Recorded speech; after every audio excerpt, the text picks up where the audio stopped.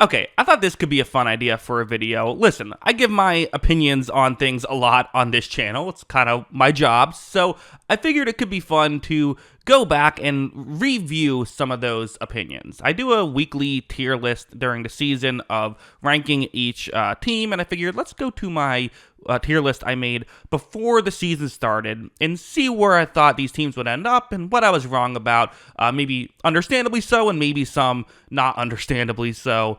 Let's get into it. So first in the bottom tier, which was bad, I had a couple of bad takes here, I guess you could say. Although for the Washington football team, I mean, again, it kind of part of what's going to happen here is we're just going to see how differently like we thought about these teams, right? Because that wasn't a hot take at the time to say that Washington would be a bottom tier team. They had a rookie quarterback. Usually those take some time to develop, like a Caleb Williams, for example.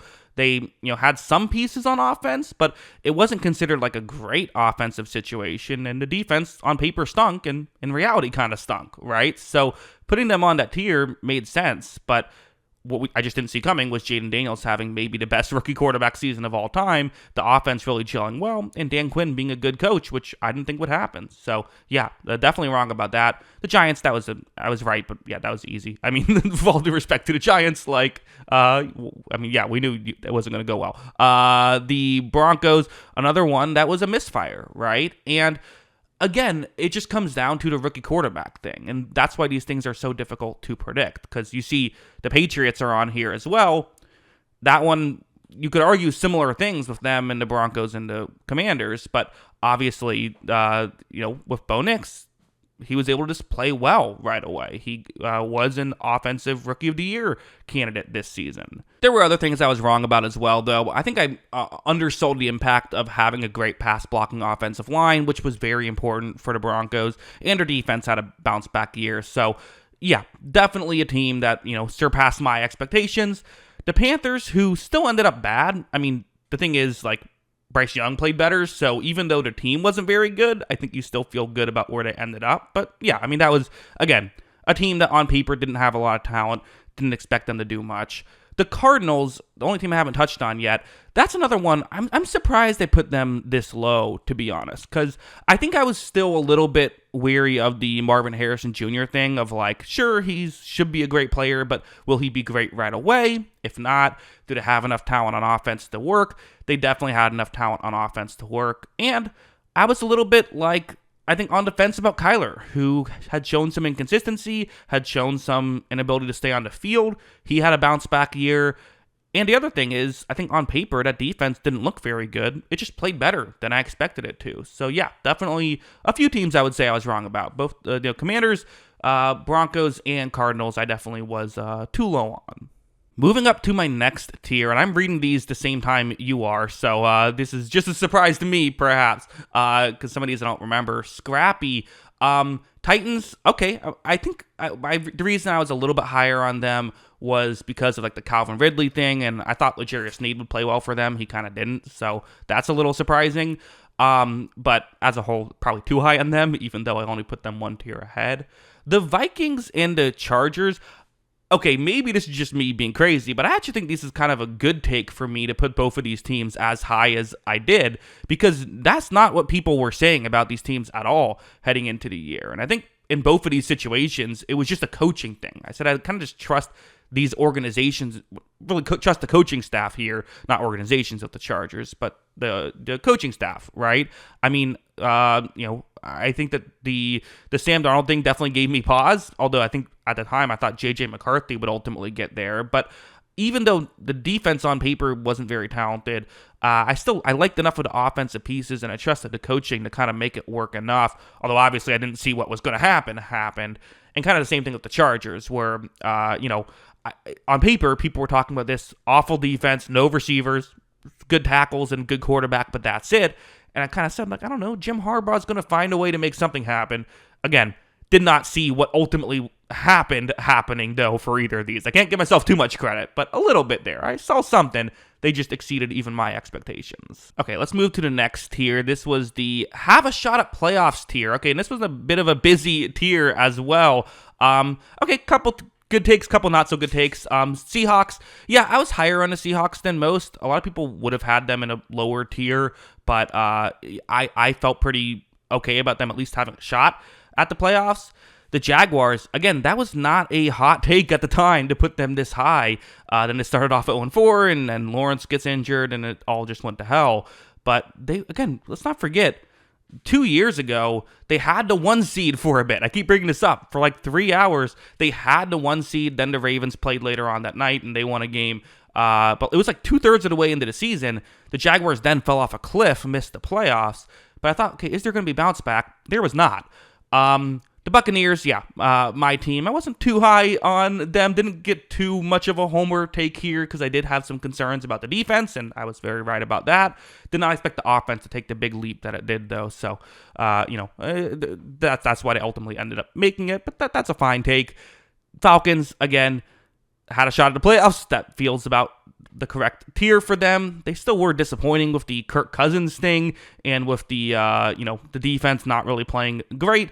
Some coaching mishaps as well, some kicking mishaps. They were a weird team last year. The Bears were definitely, I was too high on them. I mean, they were not great last year. Again, I don't really hate that take though, because we didn't know how Caleb Williams was going to play. And in hindsight, I probably shouldn't have been so much higher on a team like that than a team like the Commanders, right? Because I probably should have viewed them similarly.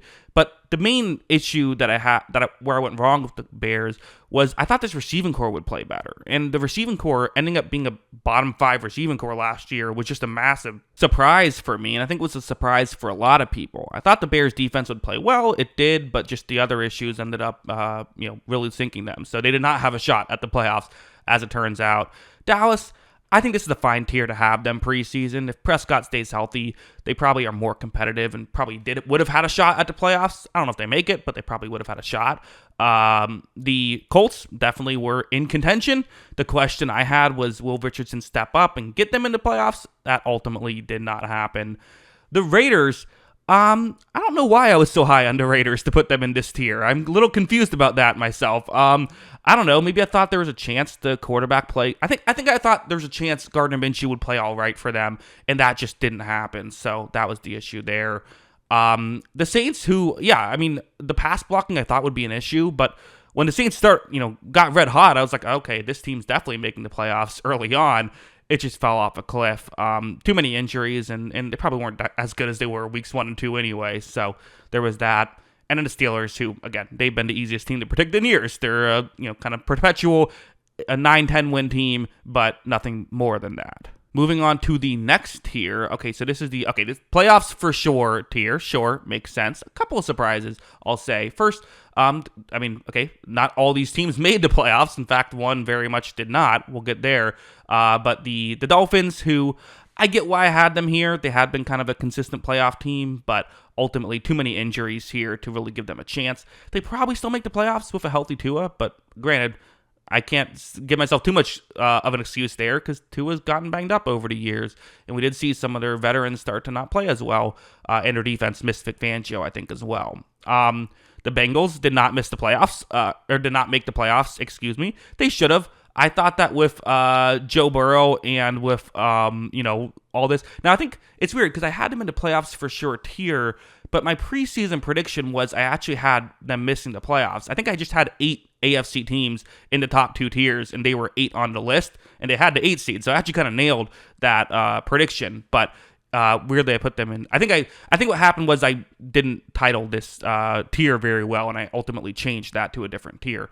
But yeah, as a whole, I actually kind of was dead on about the Bengals. I thought their defense was going to be an issue, and I thought that it could cost them a playoff spot, and that's what happened. The Cleveland Browns, wow, I really missed on that team, right? Again, let's keep in mind that just 2 years removed, they made the playoffs with Joe Flacco. So it wasn't crazy to say that they could make the playoffs again. I thought their defense would be really good like it was the previous year. And I figured, okay, they can run the ball. Stefanski can scheme stuff open. And if Watson doesn't play well, then I think Jameis Winston's a capable backup and he can make it work. But yeah, that just did not happen at all. The offensive line getting injured to hell certainly didn't help matters, but the defense took a step back, and the quarterback play was just atrocious. So yeah, that was definitely a misfire there. And most people were lower on the Browns than me, so that was one where I went out on a limb and should not have. The Texans, yep, I think that was the correct tier. That's kind of where they ended up. Rams was a bit of a hot take, I think, at the time, saying playoffs for sure. But I just kind of trusted what they do, and that ended up working out.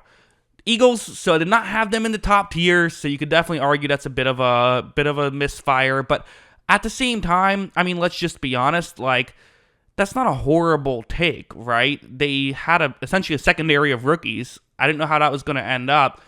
Not putting them in championship contender feels fair, given that they went one and done the year prior. But yeah, ultimately they succeeded in a big way.